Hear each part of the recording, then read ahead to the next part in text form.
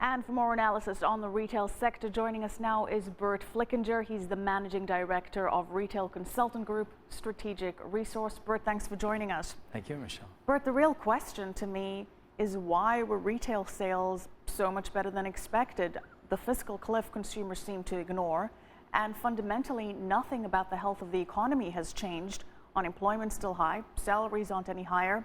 So are Americans reverting back to bad habits and buying things on credit cards again? Back to bad habits on credit cards and also unprecedented price wars in the stores. So that stimulated a lot of people to go out and spend because there were unprecedented savings during the holiday season. Now, going forward, how much of a concern is the new payroll tax hike, which kicks in this month? How's that going to affect spending? Michelle, you're referencing the catalyst that's really going to be a killer.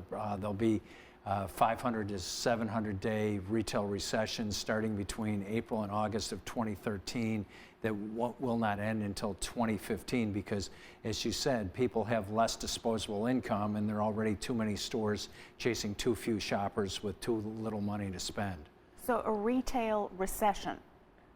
A retail recession, and at Strategic Resource Group, we were the first to forecast the 500 to 1,000 day retail recession in 2007 through 2009. So you'll see many of the less well-capitalized retailers go out of business or else go bankrupt and reorganize, and many of the secondary shopping centers also under unprecedented pressure and likely to go out of business also. Well, that's not very good news, and probably not helping any of that is also going to be the increased taxes on higher income earnings.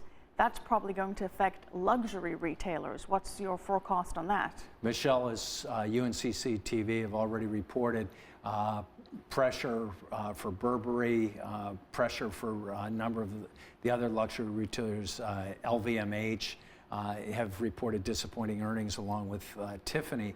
So you'll see luxury under continued pressure in North and Central Asia as well as America.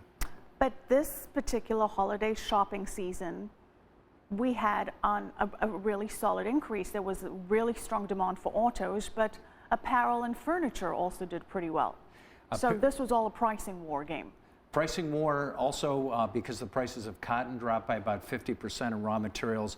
The promotional prices on apparel were better than they have been in a long time.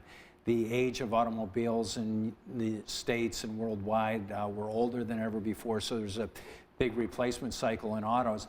That said, Tata Motors, symbol TTM, out of India will probably be the leader in sales growth over Ford and GM and some of the European and Central Asian auto manufacturers going forward. In this recession, retail recession that you're forecasting, is there any particular sector that you think is going to be hardest hit?